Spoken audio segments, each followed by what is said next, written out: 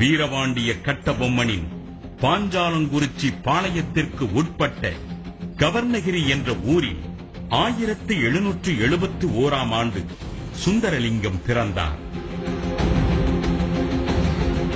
சிறுவயதிலேயே வாழ்வீச்சு, ஈட்டி எறிதல் போன்ற வீரக் கலைகளில் தேர்ந்தவராக விளங்கினார் சுந்தரலிங்கம்.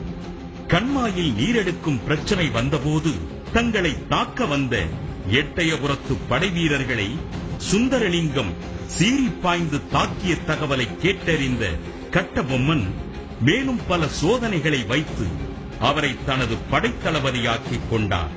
கட்டபொம்மன் ஆண்டு வந்த பாஞ்சாலங்குறிச்சி பாளையத்திற்கு அருகில் உள்ள கவர்ணகிரியில்தான் கட்டக்கருப்பண்ணன் காலாடி முத்துருளி தம்பதியினருக்கு அந்த விவசாய குடும்பத்தில் பிறந்தவர்தான் வீரன் சுந்தரலிங்கம். சுந்தரலிங்கம் இளமையிலேயே சடுகுடு விளையாட்டிலும் பல்வேறு கிராமிய கலைகளிலும் மிக சிறந்த ஒரு வீரராக தன் பகுதியில் இருந்து வந்திருக்கிறார். அவருடைய வீரத்தை பார்த்து அதற்கு அந்த கிராமத்தில் திருடர்கள் நுழைந்த போது திருடர்களை விரட்டி விரட்டி எடுத்திருக்கிறார். அவருடைய வீரத்தை பார்த்த கட்டபொம்மு சுந்தரலிங்கத்தை அழைத்து தன்னுடைய அமைச்சரவையில் ஒற்றைப்படை தளபதியாக நியமித்திருக்கிறார். யானைப்படை 6, குதிரைப்படை 120, வில்படை 500, வல்லையம் வளைத்தடிப்படை 7000, கம்புப்படை 6000, ஈட்டிப்படை 6000, வாழ்படை 6000, ஆயுத கிடங்கு, வெடிமருந்து கிடங்கு போன்றவை சுந்தரலிங்கத்தின் கட்டுப்பாட்டில் இருக்கும் அளவிற்கு சுந்தரலிங்கத்தின் வீரமும் விசுவாசமும் மேலோங்கி இருந்தது.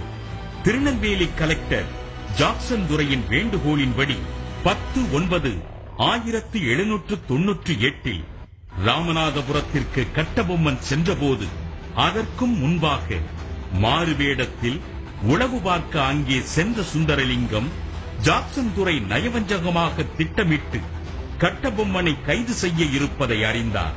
இந்த சம்பவம் நடக்கும் போது திடீரென சுந்தரலிங்கமும் மற்ற வீரர்களும் ஆங்கிலேயர்களை வாளால் வெட்டி வீசினார்கள். இதில் 30 ஆங்கிலேய சிப்பாய்களும் லெப்டினன்ட் கர்னல் ஒருவரும் உயிரிழக்க கட்டபொம்மன் பத்திரமாக மீட்கப்பட்டார். பிறகு 5/9/1799 பாஞ்சாலங்குறிச்சி கோட்டையை ஆங்கிலேய படை சுற்றி வளைத்தது. அப்போது எதிரிகளை தமது கோட்டையை தகர்க்க விடமாட்டேன் என்று சூளுரைத்த தளபதி சுந்தரலிங்கம் தனது முறைப்பெண் வடிவு ஓட்டிச் சென்ற ஆட்டு மந்தையில் மறைந்தபடியே சென்று மருந்து கிடங்கை அடைந்தார். அங்கே திடீரென விழிக்கிளம்பி காவலுக்கு இருந்தவர்களை வெட்டி வீழ்த்தி ஒரு தீப்பந்தத்தை எடுத்துச் சென்று மருந்து கிடங்கில் வீசினார்.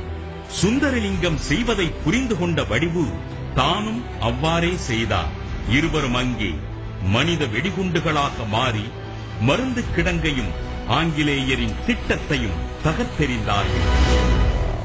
ஆங்கில ஏகாதிபத்திய படை பாஞ்சாலங்குறிச்சியை முற்றுகையிட்டு பல பீரங்கிகளோடும் ஆயுதங்களோடும் துப்பாக்கிகளோடும் போரிட்ட பொழுது மிக குறுகிய படையே இருந்த கட்டபொம்மன் படையில் ஒற்றைப்படை தளபதி சுந்தரலிங்கம் தன்னுடைய துணை சண்முக வடிவோடு அரண்மனையை முற்றுகையிட்டு போரிட்டுக் கொண்டிருந்த அந்த ஆங்கிலேயனுடைய வெடிமருந்து கிடங்கில் தீப்பந்தத்தை எடுத்துக்கொண்டு தானும் அந்த வெடிமருந்து கிடங்கில் விழுந்து அனைத்து அந்த போர் கருவிகளையும் நெருப்பாக செய்துவிட்டு ஒரு தியாகியாக மறைந்து விட்டார்.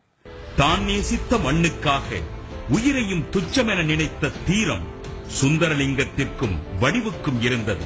இவர்கள் இந்திய சுதந்திர போராட்ட வரலாற்றில் கொண்டாடப்பட வேண்டியவர்கள்.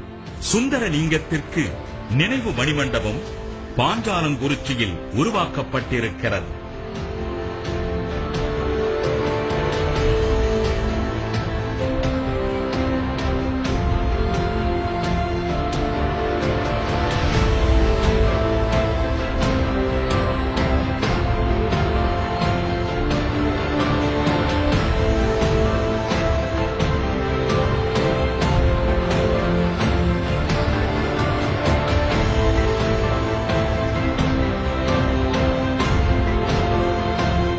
சுந்தரலிங்கத்தை கடவுளாக வழிபடும் வகையில் கூடம் ஒன்றும் கோட்டைக்கு அருகே அமைக்கப்பட்டிருக்கிறது.